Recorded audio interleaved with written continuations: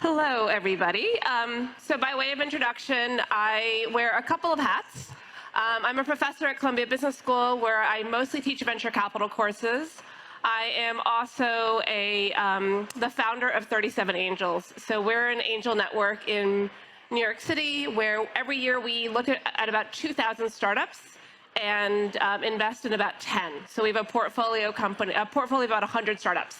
I'm also a former founder. And so what I wanted to do right now is, at this point, it's been 10 years. We've looked at 20,000 pitch decks. I wanted to share some learnings and best practices that we've learned over the time. This is useful if you are an investor looking to invest in startups. It's also useful if you are a founder wanting to understand what it is that investors look for when we are diligencing. So I like alliteration. So we're going to start off with the 4 Ps, and this is what we look for. We look at people, who is the team starting the company.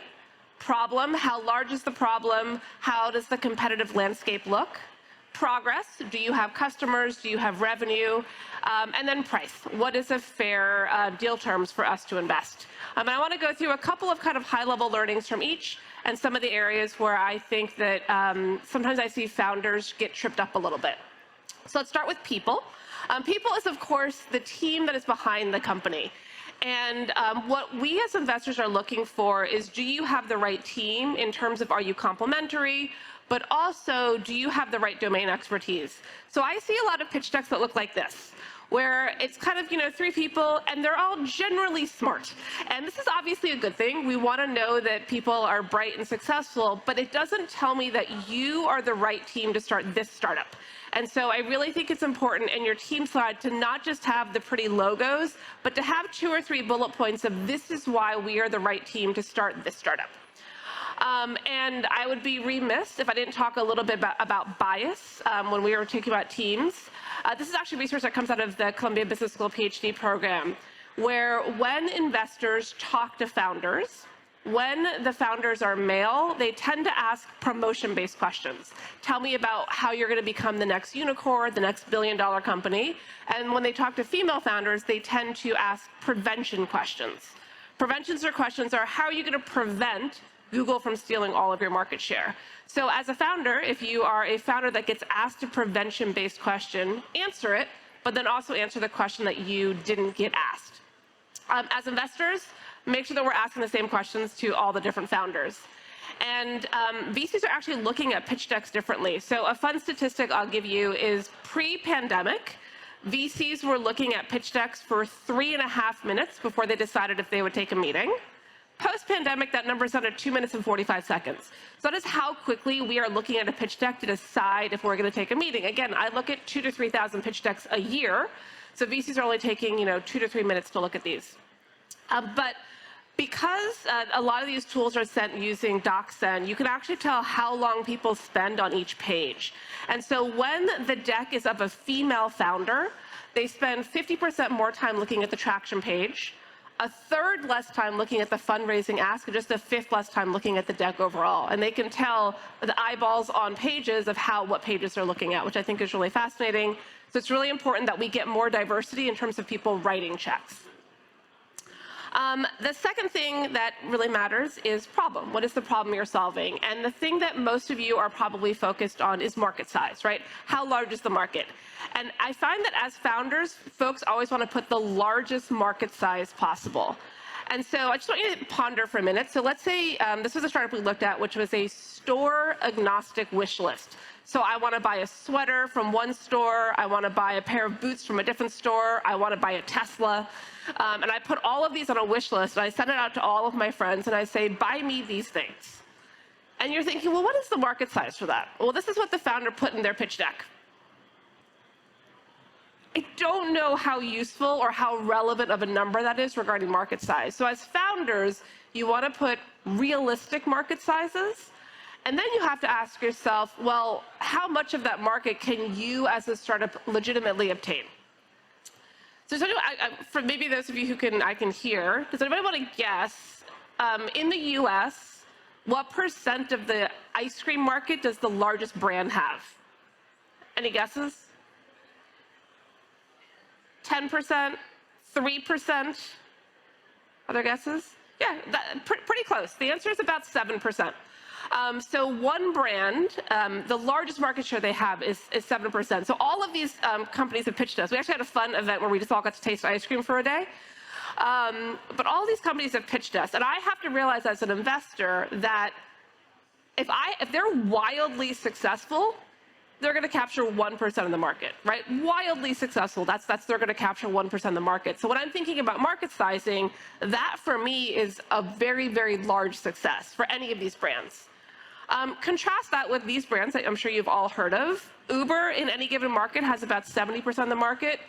Google for search has about 90% of the market. And the reason why is because these types of companies have network effects and barriers to entry. So whenever you're looking at a market, you have to think, well, how big is the market realistically?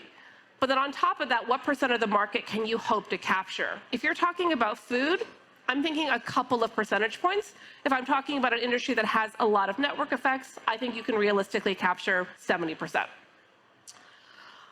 Within Progress, I get asked on a daily basis, how much revenue or how many customers do I have to have before I can pitch you, Angela? And the answer is you can pitch a seed stage investor once you have repeatable progress. Once you've built your customer acquisition machine and you know how much it costs to acquire a customer and you know how much revenue that customer brings in each time. So we've had a lot of companies pitch us. They've been on Shark Tank. They've been on Oprah, which is great, right? This is obviously a positive thing, but it's not repeatable. So as investors, we are looking for a repeatable customer acquisition plan. So I know that we acquire customers through Instagram, through direct email, and through cold calling. I know that if I cold call 100 people, I get 2 customers. I know if I email 10,000 people, I get 5 customers. And I know exactly how much it costs to acquire each of those customers. That is repeatable customer acquisition. I'm going to give you a homework because I'm a professor. For those of you who haven't read this book, it's a really, really great book around customer acquisition channels. And the author writes through the 19 different customer acquisition channels that startups can use. And it's a playbook. So if you're like, I don't know how to do influencer marketing, I don't know how to do search engine optimization, you can open it to page 75 and it'll tell you exactly how. There are several books called Traction. So it's the one by Gabriel Weinberg. And then finally, price. What is a fair valuation for a startup these days? Very different today than it was a year ago. I could spend the next week talking about startup valuations. Right now, again, I'm primarily a US investor. It feels like things are terrible and valuations are plummeting. They are, certainly in later stages, not so much in early stages. My short answer around valuation is to know your market. The same company based in Helsinki is going to have a very different valuation than if it's based in Cairo, or if it's based in Sao Paulo, or based in San Francisco, California. So you really have to know your local market. So what I always tell people is talk to a couple of smart investors in your local ecosystem and ask them, for my sector, my stage, my geography, what's the valuation? And then look at Crunchbase and PitchBook. To me, those are the 2 best resources, Crunchbase and PitchBook, in terms of understanding valuation. Valuation is primarily driven based off of geography, secondarily based off of sector, and then the third, of course, based off of what stage you are investing in. Okay, so I want to talk about a couple of other just broad learnings as well, having done this for just over a decade. So the first is, for those of you who are investors sitting in the room, diversify, diversify, diversify. Do not invest in one company and then move on. There's a lot of data to show that as you invest in more companies, you are much more likely to hit a unicorn or to get that 100x exit. And so invest in more companies, you will do better. The other thing is, for those of you, again, who are investors in the room, look at your anti-portfolio. So I didn't come up with the term, Bessemer came up with the term, but they go through and analyze what are the companies I didn't invest in. So I get asked all the time, what was your worst investment? And we obviously have a few of those, right? Companies where we've lost all of our money. Those are not the ones that keep me up at night.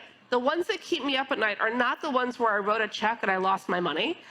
The ones that keep me up at night are the ones where I didn't write a check and they became a unicorn. And we have quite a few of those. So we look at our anti-portfolio about every 18 months, and we ask ourselves, what did we get wrong? And I strongly encourage all of you to do that as well. For us, a couple of big learnings from our anti-portfolio, companies that we passed on that went on to be unicorns. The first is competitive landscape. I think early on when we were investors, we were too afraid of competitive landscape, and now we have a more nuanced view of competitive landscape. That's one. The second is domain expertise. We thought that for a founder to be successful in the space, they had to have been in the industry for X number of years. We have not found that to be the case, especially for B2C. B2B requires a little bit more domain expertise, but if you're B2C, you can actually get domain expertise by doing 100 customer interviews.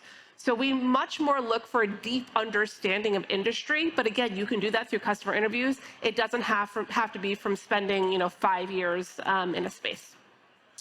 It's tough to look at these, but it's good to take a look. And then another big learning we've had is to look at our referrals. I don't know how many of you watch How I Met Your Mother. It's a US show. But there's an episode where they talk about restaurant referrals. And they kind of are teasing these three main characters. And what they find is that Marshall loves everything. He's just like, everything is amazing. So you can't trust his restaurant recommendations. Ted is like, whatever the last person said, I'm just going to say that I feel the same way. And then Lily gives really good restaurant recommendations. So investing and the startup ecosystem is very much network driven. And so we also go back, and about every 18 months, we evaluate our referral network, and we say, who are the Lilies in our referral network? Because those are the folks who, if they introduce to me a company, I will take a meeting with them without even looking at the pitch deck. Find those people in your network. The last thing I'll say, again, for those of you who are interested in investing, a lot of the times people ask me, what are the trendy sectors to invest in? And right now it's generative AI. A year ago, everything was machine learning. 4 years before that, it was big data. Then it was Internet of Things, right? It depends on when you ask. And what I say is ignore trends. Trends are lagging indicators. And instead, I tell founders to really focus on three things. Where do you have expertise? Where do you have interest, and where do you have network? And this is true as a founder and as an investor. This is where you should be spending your time, not on what's buzzworthy right now. Because startup investing and entrepreneurship is very much a network-driven industry. So where you have network density is where you're able to be more successful. And of course, you want to have interest and expertise in what you're founding or what you're investing in. Thank you so much for your time. Enjoy the rest of your conference. Cheers.